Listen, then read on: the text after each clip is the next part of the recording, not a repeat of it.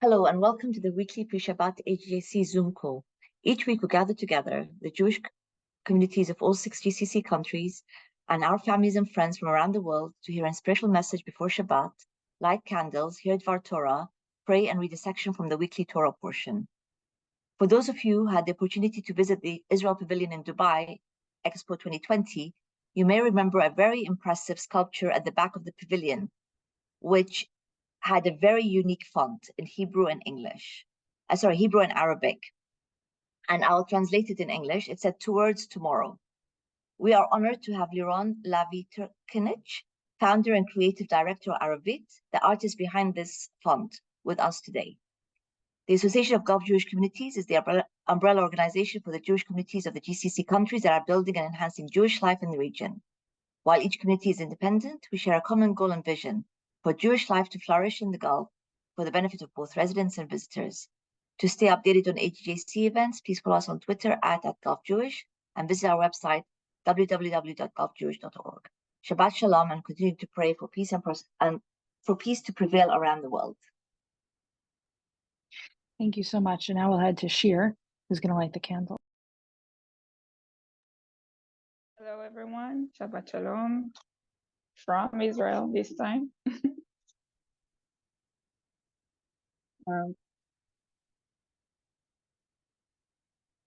ברוך אתה אדוני אלוהינו מלך העולם אשר קידשנו מצוותיו וציוונו להדליק נר של שבת.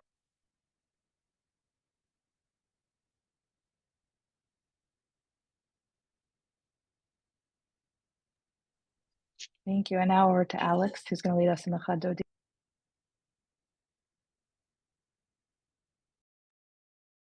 I think Alex is not on the line.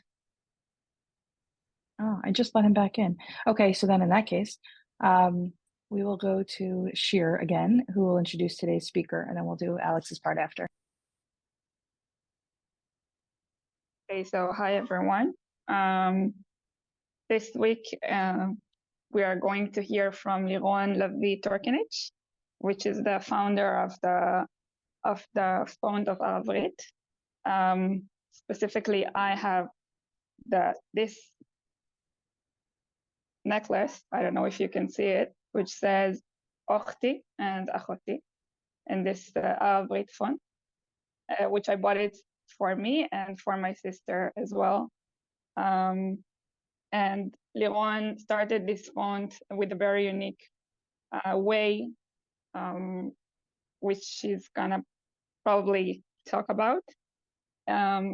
For me personally, I love this one because it symbolized something that is very unique and didn't exist before, and symbolize my beliefs of coexistence. And Liron, the stage is yours. Thank you so much. Thank you, Shir, and thank you, Huda, for the invitation. I'm really happy to be here. I would love to share my screen. Yes, I see I can now. I'm going to share my screen. I hope that you can hear me. Yeah, and you can see me closing my eyes. Is it okay? Yeah, can you see? All right. So let's just start with this, before Shabbat, with this little mindfulness exercise. And if you want, you can close your eyes, or you can look at this image of me closing my eyes and start with this question. What if I were to tell you that you've been ignoring something for all of your life? It has been around you, but you never really noticed it, and it was right in front of your eyes. Would you be surprised? Think for a moment, what would your reaction would be once you find out? Would you be disappointed that you've been ignoring this thing? Would you be surprised? Or perhaps the reaction would be so strong that it would prompt you to create something. This is what happened to me over a decade ago. You can open your eyes. So I live in Israel, I live in Haifa, and this is the sign of my childhood street in Haifa. But guess what? one day I looked at this sign and I realized that I wasn't even aware of the fact that there is Arabic on this sign. I don't know Arabic, I never learned it, despite living in Israel. And I suddenly understood that I actually wasn't able to read something that has been around me my whole life. And I couldn't even pronounce what's written on my own street sign. This is actually how I was looking at this sign. Now, the automatic system in our brain, the one which is responsible for reading, likes to reduce our mental load by screening irrelevant information. So Arabic was irrelevant for me. It was a bunch of incomprehensible shapes and forms, very beautiful, very ornamental, but my brain just didn't notice, completely ignoring it for 30 years. And this was a big moment for me. I thought that I'm a person who observes things, and it made me realize how similar this thing on the sign was to what's happening in my own life. So Haifa, my city, is a city known for coexistence. We love to pride ourselves in the fact that Jews and Arabs are living side by side peacefully, neighborhoods just one next to the other. But this realization on the sign made me understand that maybe we're not really living in coexistence, but more of a parallel existence. I realized I don't have any Arabic speaking friends. I don't even know the language. I basically ignore letters with content that are around me all of the time. I live in my own neighborhood with my own friends and culture and language, and others, they're living in their own neighborhood with their own culture and language and customs.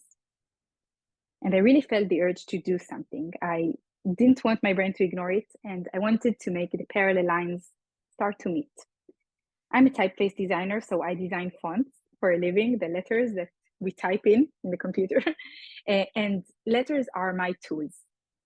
And just by using them, I started to experiment. I wanted to find a way to give both the Hebrew and the Arabic the same respect and make none of them being ignored. And this was quite challenging because the Hebrew and the Arabic, as I'm sure most of you know, are very much different visually. Although they're both Semitic scripts, they're both written from right to left, and even traditionally with the same tools sometimes. Visually, we have the Hebrew with lots of sharp angles. The letters are based on rectangles. The feeling is a bit more stiff or more serious, whereas the Arabic has a lot more curves. It's a lot more flowing. The letters are connected as part of the script as well. And I wasn't even sure if it's possible to connect the two of them. And I began by drawing inspiration from the design world, cutting and stitching pieces of different things from the same area. I looked at architecture and fashion design, jewelry making, furniture making, and I was asking myself one question. What is the combination doing? Is connecting two objects doing nothing whatsoever? Or maybe connecting two objects is actually harming each of them to a state that they're losing their essence. Or maybe, and this is the thing I was trying to find, are areas that the new sum is going to be greater than all of the parts. And in my research, I found Dr. Louis-Émile Javal. He was a French ophthalmologist in 19th century. And he found out that Latin letters, you're going to see it in a second, but he found out something really interesting about Latin letters. And I thought I could maybe use that for my research. This is what he discovered. If you look at the top of Latin letters, just the top half, you could actually read it. Most of the identifying characteristics are on that top part. And I was wondering if that might work for the Hebrew too. It didn't work at all.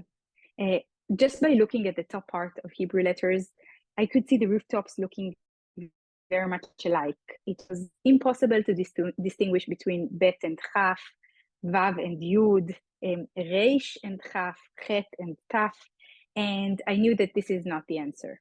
However, I discovered soon after that if I'm looking at the bottom part of Hebrew letters, this is where most of the features are, the features that we need to distinguish and decipher a meaning. And I was, okay, that was a good step, but I wanted to look and see what happens with the Arabic. When I was looking at the Arabic, I saw that the situation is quite similar to the Latin. If I'm looking at the bottom of the letters, it's really hard to distinguish letters and really hard to notice which letter is which. However, if I look at the top part, this is where most of the characteristics are. And this was a big bingo for me. I realized that I actually found my system. The top half of this new writing system is going to be dedicated to Arabic. So if anyone feels comfortable with Arabic, they would read the top part. And the bottom part, the turquoise one, would be dedicated to Hebrew. So if someone reads Hebrew, they would read the bottom part. And I started connecting letters. Each time I took a top part of an Arabic letter and the bottom part of a Hebrew letter, constructing it into one hybrid letter that actually composes both the Hebrew, the essential parts of the Hebrew and the Latin and the Arabic. This is an example of how it looked.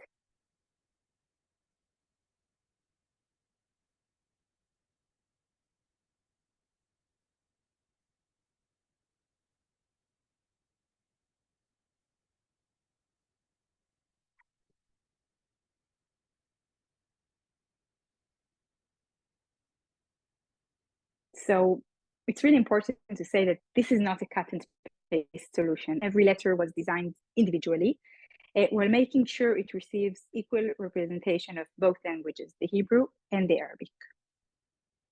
And since it's a writing system and not a font, that means that multiple styles could be, or endless styles could be implemented with it. The letters can be thicker or rounder, depending on whatever feeling I want to give. So 10 years ago, I started with the basics. Only the basics was 638 new letters, because I realized very early on that if I want to be able to read and write any word, and most of them aren't using the same sounds, I would need to make every possible combination, every Hebrew letter with every Arabic letter. And there was a problem. Remember at the beginning, I said that I didn't study Arabic. So how could I even design something in Arabic when I can't even read it and can't even know if the letters are working, if they're readable enough? And this is the Israeli train, which many of you I'm sure know. And the Israeli train was actually really helpful for me. At that time, I used to commute from Haifa to Tel Aviv daily with a big pile of paper in my bag. And whenever I would overhear someone speaking in Arabic, I would approach them and ask if they've got a few minutes to help me. This is actually how I started to test the system and improve it.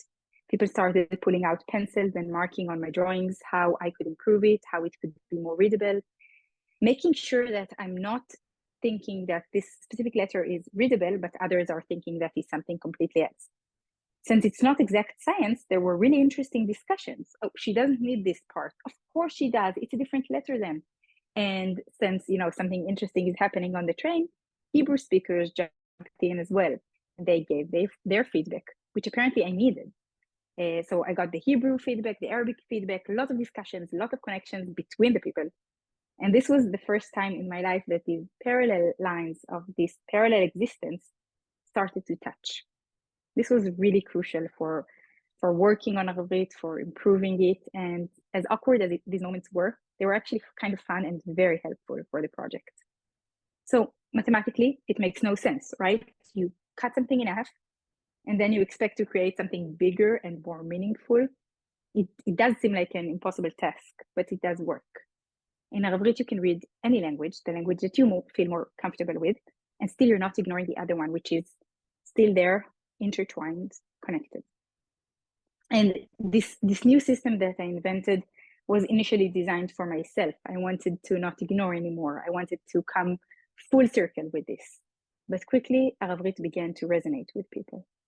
People in Israel started asking for logos and t-shirts. People in Arabic-speaking countries started contacting me, telling me that this project brings them hope. There was a request a few years ago from someone in Lebanon wanting to use the word theater in Arabit for a new play that he was putting up in Beirut. This is from the AGJC in Manhattan for a big exhibition that I was a part of with the design of the word human. This is in the Festival of Lights in Hanukkah a few years ago on the old city walls of Jerusalem. Murals and graffitis started appearing all over the streets of Tel Aviv, Haifa, Jerusalem, sometimes even without my involvement. And school teachers asked me to run workshops teaching children about this new combined writing system. Today, it's taught when Hebrew speakers want to learn Arabic, when Arabic speakers want to learn Hebrew, and sometimes also for creative thinking class and innovation class. I also got to meet the former president of Israel, and we were doing a holiday greeting for the Ramadan, doing it in collaboration with two kids, a Hebrew speaker and an Arabic speaker. Accelerated by social media, Arabrit started to spread beyond geography to places that neither Hebrew or Arabic is spoken, like Philippines, India, Vienna, in this photo, Japan, Brazil. I still to this day, I receive daily messages from people all around the world telling me how this project shifted their mindset and touched their hearts and made them think about their own communities, about their own languages, about the things that they're ignoring. And tried for a long time to think why Arabrit has such an effect. The thought, the notion that Arabrit is religion-free and effortless. It's something daily that we see every time around us, letters, then modifying them and having people kind of figure out what is this puzzle, what is this kind of secret code. It's about people being able to speak about each other and then eventually speaking to each other. It provides clarity and it provides a dialogue without falling into cliches, without planning how to insert messages or trying too hard. It really creates magic. And Shir just showed you, so I have that on this slide as well, by wearing Arabrit, and my sister also has one.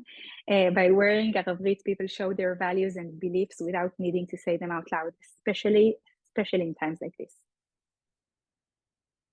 And I am not a political person. Until very lately, I was really stopping Arabrit from being political, and I was really holding that strongly. It's really tough.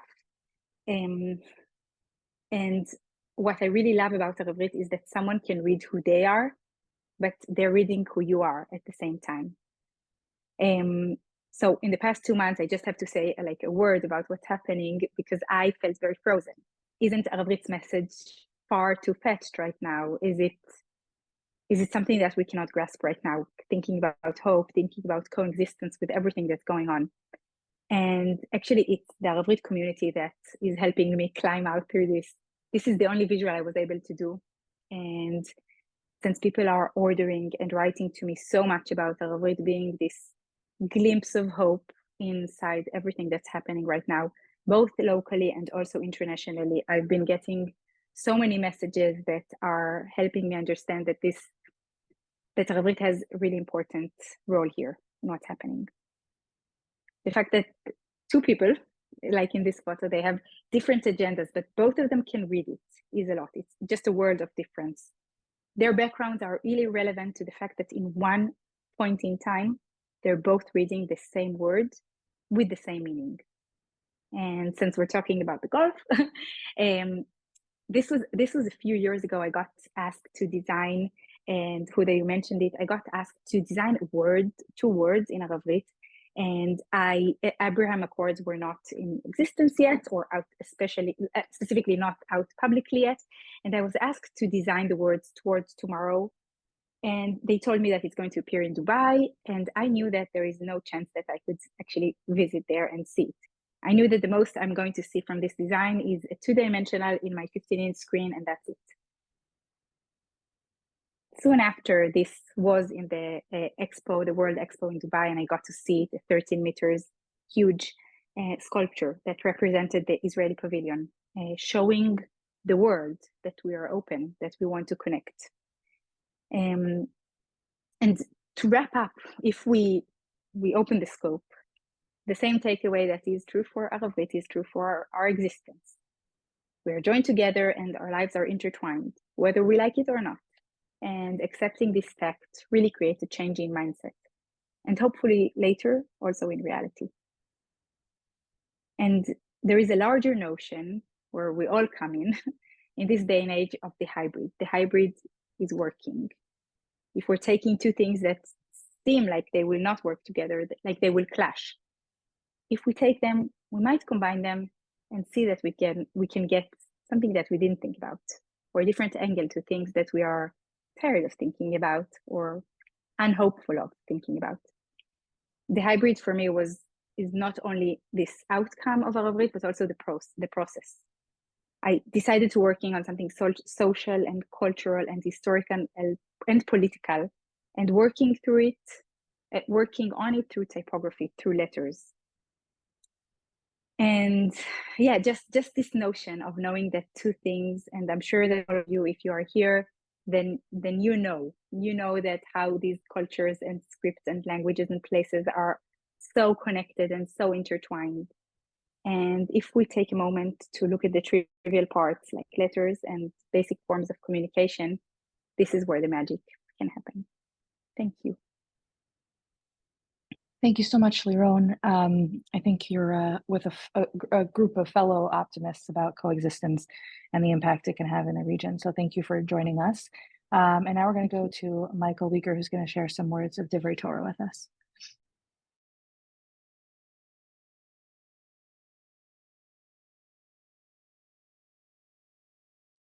There we go. Hello and good afternoon to everybody. So Hanukkah, which ends now, so in the last day, is usually the week where we read this week's portion.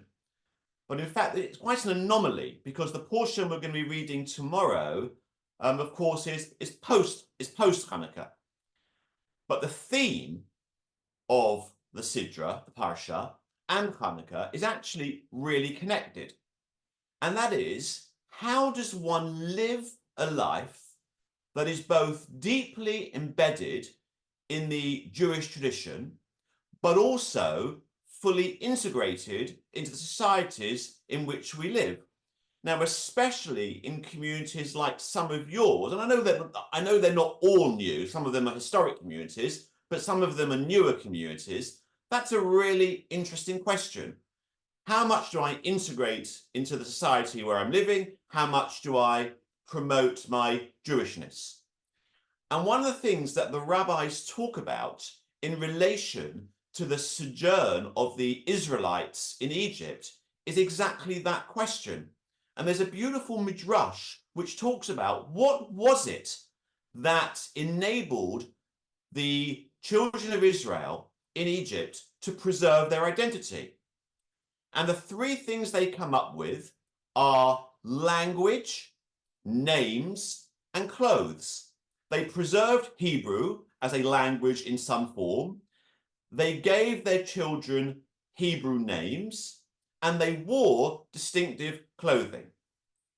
Now, outside of Haredi circles, I'm not sure how many of us follow that exact way of living, but I think we do all struggle with a degree to which we want to be part of that society. And of course, Judaism does not exist in isolation. There is no such thing as a Jewish community that is cut off from its broader society. And in fact, I think the Jewish people would be a much weaker people. Perhaps it wouldn't exist if we weren't able to cleverly navigate that way between being a proud Jew and being a proud citizen or a member of the country and community where we live. And Joseph exemplifies that par excellence. Joseph goes in the course of the Sidra, the Parsha tomorrow, really from zero to hero. He's in the depths of a prison and he rises to become prime minister. And that's what we're going to read about tomorrow. How does he do that? He does that through being a man of vision. He hears the dreams of Pharaoh, he interprets the dreams of Pharaoh, and then is rewarded by Pharaoh as being the one who will implement the successful policies to feed Egypt and feed the surrounding regions. And that's a fantastic lesson for all of us, as those of us who are in established communities and those of us who are in new communities. You've got to have a vision, you've got to be able to articulate that vision, and you have to be able to implement it in order to build a constructive Jewish life and to be a constructive and proud member of the country in where we live. And as we come through Hanukkah, and as we all dwell on the appalling situation in Israel and the poor suffering of the Israelis and of the Palestinian civilians, how much do we need that sense of vision, that ability to imagine a future and the skills to make that new reality happen. Shabbat Shalom. Thank you so much, Michael. What an inspiring message to go into Shabbat with, especially in light of everything that's going on. So thank you for joining us. And now we'll turn to Alex, who's going to lead us in the Chadodi. Shabbat Shalom from Dubai. 1.5 more hours and Hanukkah is over. Let's hope that next year Hanukkah is going to be different than it was this year. לך דודי לקראת כלה, פני שבת נקבלה. לך דודי לקראת כלה, פני שבת נקבלה. שמור וזכור בדיבור אחד, השמיענו אל המיוחד, אדוני אחד, ושמו אחד, לשם ולתפארת ולתהילה. לך דודי לקראת כלה, פני שבת נקבלה. לך דודי לקראת כלה, פני שבת נקבלה. לקראת שבת לכוון אליך, כי מקור הברכה מהראש מקדם נסוכה, סוף מעשה במחשבה תחילה. לך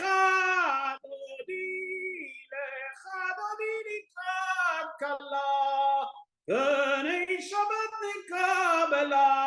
לך דודי לקראת כלה, פני שבת נקבלה. מקדש מלך עיר מלוכה, כה מצאים מתוך ההפכה, רהב לך שבט בימי קבחה, ויהיו יחמול עלייך חמלה.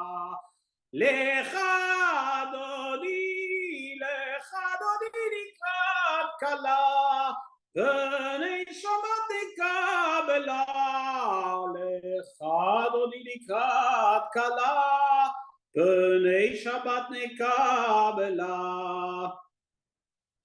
ימין ושמאל תפרצי, ואת אדוני תריצי. על יד איש בן פרסי, ונשמחה ונגילה. לך דודי לקראת כלה, פני שבת נקבלה. לך דודי לקראת כלה, פני שבת נקבלה. אוי בשלום עטרת בעלה, גם בשמחה וצהלה. תוך אמוני ים סגולה, בואי חלה, בואי חלה. לך דודי לקראת כלה, פני שבת נקבלה. לך דודי לקראת כלה, פני שבת נקבלה. Thank you so much. And I guess if you'd like to continue with the Parsha reading. We'll do that. ויאמר יוסף אל פרעה, חלום פרעה אחד הוא, את אשר אלוהים עושה הגיד לפרעה. 7 פרות הטובות, 7 שנים הנה, ו7 השיבולים הטובות, 7 שנים הנה, חלום אחד הוא. ו7 פרות הרכות והרעות העולות אחריהם, 7 שנים הנה, ו7 השיבולים הרכות, שדופות הקדים יהיו. 7 שני רב הוא הדבר אשר דיברתי אל פרעה, אשר אלוהים עושה הרע את פרעה. הנה 7 שנים באות, צבא גדול בכל ארץ מצרים, וקמו 7 שני רעב אחריהם, ונשכח כל הצבא בארץ מצרים, וכילה הרעב את הארץ, ולא ייוודע הצבא בארץ מפני הרעב באו אחריכם, כי כבדו מאוד, ועל השנות החלום אל פרעה פעמיים, כי נכון הדבר מעם אלוהים, וממהר אלוהים לעשותו. ועתה ירא פרעה איש נבון וחכם וישיתהו על ארץ מצרים, יעשה פרעה ויפקד פקודים על הארץ וחימש את ארץ מצרים ב7 שני הסבא, ויקבצו את כל השנים הטובות הבאות האלה ויצופו בה תחת יד פרעה אוכל בערים ושמרו, והיה אוכל לפיקדון הארץ ל7 שני הרעב אשר תהיינה בארץ מצרים, ולא תקרא את הערב הארץ ברעב, ויטבע דבר בעיני פרעה ובעיני כל עבדיו, ויאמר פרעה לעבדיו הנמצא כזה איש אשר רוח אלוהים בו.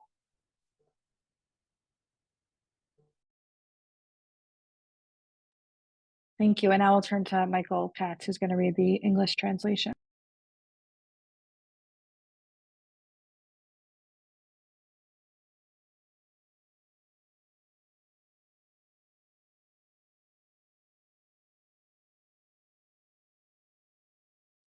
Michael, if you just want to unmute.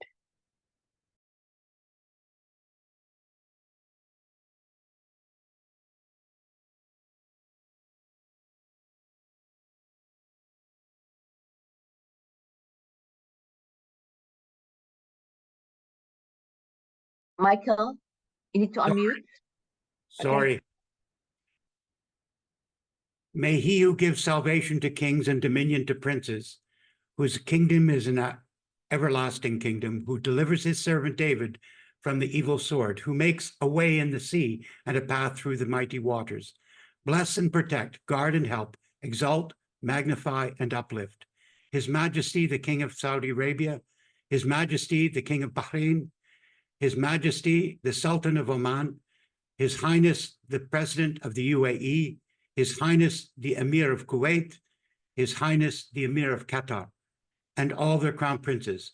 And may the Supreme King of Kings, in his mercy, put a spirit of wisdom and understanding into their hearts and the hearts of all their counselors and officials to deal kindly with us, the house of Jacob, and all the people of this land. Be their shelter and stronghold, and let them not falter. In their days and in ours, may these lands be blessed with stability, prosperity, and peace. May this be his will, and let us say, Amen. Thank you so much. And I will turn to Isaac, who's going to read the Chief Rabbi of the UK's prayer. אבינו שבשמיים, צור ישראל, באנו לפניך בתפילת ובתחנונים, תמהים ושבורי לב על המכות האכזריות, אשר הוכתה ארצנו הקדושה ועמך ישראל, ביום אשר הופכה חגנו לאבל.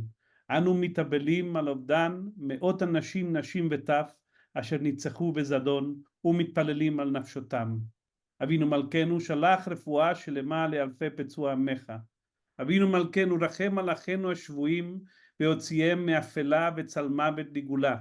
מוסרותיהם תפתח ומצוקותיהם הצילם, והשיבם מהרה לחיק משפחותיהם. אבינו מלכנו, הגן על משפחות ישראל מאימת מוות, וחזק חיילי צבא ההגנה לישראל, אשר שמים נפשם בכפם בהצביעם לקראת אויבינו. אבינו מלכנו, אשר בידך מלכים ושרים, תקן בעצה טובה מלפניך את שרי ישראל לנצח במלחמתם, כדי שיהיו תושביה שאננים מעין מחריד. אבינו מלכנו, בראש סוכת שלומך על יושבי ארצך ככתוב, ונתתי שלום בארץ ושכבתם באין מחריד, והשבתי חיה רעה מן הארץ, וחרב לא תעבור בארצכם. ברכנו אבינו בביטחון ושלווה, ושים שלום אמיתי וקיים על מדינת ישראל ועל כל יושבי תבל ארצך. עושה שלום במרומיו, הוא יעשה שלום עלינו ועל כל ישראל, ואמרו אמן. Thank you so much. And now, if you'd like to share some Hanukkah piyutim with us as well. Yes. As you can see behind me, there's a picture. This is not real. I'm inside the house rather than outside. But this is the Chanukiah that we light in the garden. And the lights on top of the Chanukiah actually flash, but because it's a picture, it works. So I'm going to sing you a piyut because it's still Chanukah for another hour and a half or so. So here's this piyut that we sing in my family. Mize yemalel nisel yit bonan bime Matatyahu ben Yochanan anochi esmach asis badonai igdil lasot im bene Hashmonai Ramhu al kol ramim nigla besinai richbo ribotayim alfe shinan vayhi bimei Yavan bene avla he'erimu sod et tzavet tachbula gazru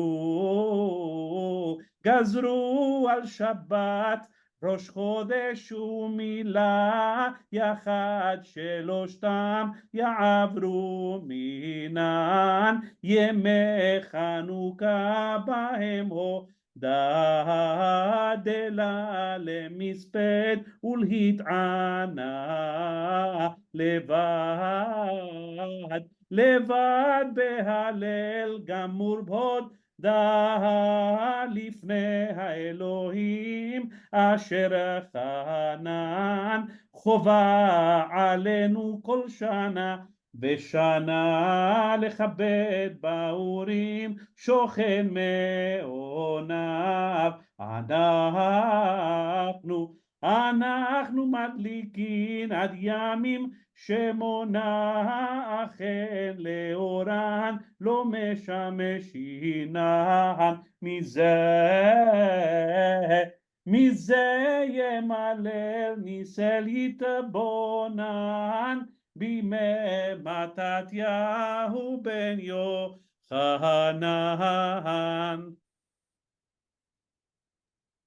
Thank you so much. And before you usher us out with Shalom Aleichem, just a quick reminder to please join us the same time, same Zoom link. Next Friday, we've got another wonderful speaker, and then we will take off for Erev New Year and be back in January. So please join us again next Friday. And now, Isaac, back to you. Shalom alachem malachei asharet malachei elyon mimelech malchei hamelachim HaKadosh Baruch Hu boachem leshalom malachei ashalom malachei elyon mimelech malchei hamelachim HaKadosh Baruch Hu baruchuni leshalom malachei ashalom malachei elyon mimelech malchei hamelachim HaKadosh Baruch Hu tzetechem leshalom malachei ashalom malachei elyon mimelech malchei hamelachim HaKadosh Baruch Hu. Shabbat Shalom to everyone. Shabbat Shalom. Shalom. Shabbat Shalom.